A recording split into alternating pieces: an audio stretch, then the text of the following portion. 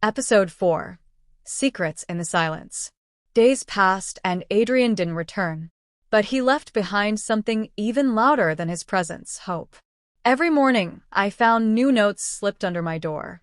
Your silence speaks louder than any scream. I think of your laugh when the nights get too long. I don't need to see you to know you're beautiful.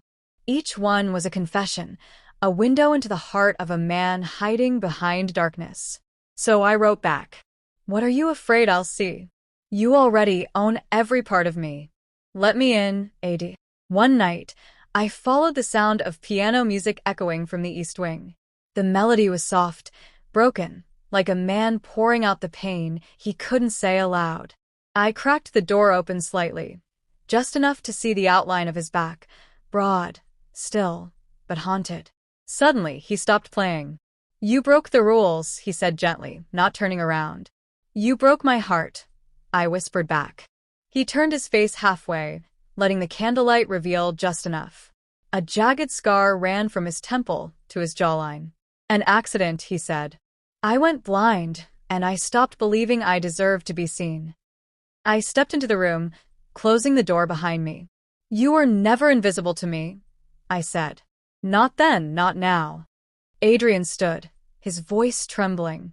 Then let me show you who I really am if you're not afraid of the dark. And for the first time, I wasn't. Episode 5. In the dark, I see you. Adrian took my hand and guided me deeper into the East Wing. The room smelled of cedarwood and storm, and his fingers trembled as they wrapped around mine. No one's been here since the accident, he said. Not even staff. We stood in complete darkness, lit only by the soft glow of a candle on the grand piano. Why did you really marry me?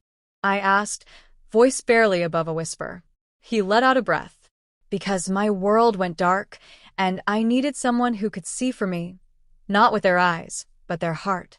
And Star, you saw me before anyone else ever did. I swallowed hard. And now, he turned to face me, close enough to feel his breath. Now I want to earn you. Not as a contract, but as a choice. He touched my cheek, hesitant, reverent. You still haven't seen all of me. Then show me. He led me to a mirror and stood behind me. Slowly, he unbuttoned his shirt, revealing scars that mapped across his chest like painful memories carved into skin. This is who I am, he said. Ugly. Broken. I turned to him, placing my hands gently on his chest. No, Adrian. You're real. And real is the most beautiful thing I've ever known. For the first time, he smiled. Not the polite kind, but one full of ache and healing. Then he kissed me again, deeper, fuller, like a man ready to come out of the shadows. I'm falling in love with you, I whispered. You always had my heart, he said, even when I couldn't see it. Episode 6. Terms of the Heart. The contract was clear, no emotional ties, no physical intimacy. But we had already broken both rules. That night, Adrian held me as if he'd been waiting years to. His hands memorized my skin like Braille, his lips reading the story of my soul. But in the morning, reality returned like a slap. His lawyer showed up at breakfast. The terms of the agreement are being reconsidered, he announced stiffly. There's media interest in your relationship. We need distance. Silence. I glanced at Adrian, confused. His face was unreadable. Is that what you want? I asked. He didn't answer right away. I want to protect you. If the press finds out who you are, who I am to you, they'll destroy everything. I felt my stomach knot. So what now? Do we go back to pretending we're strangers? He stood slowly. I'll never be a stranger to you, Star. But sometimes loving someone means stepping back before the world can tear them apart. That night, I returned to my room alone. But waiting on my pillow was a familiar folded note. If love is blind, maybe it sees better in the dark. AD. My heart cracked.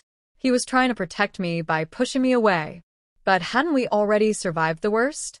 I picked up a pen and wrote just one line back. Don't shut me out, Adrian.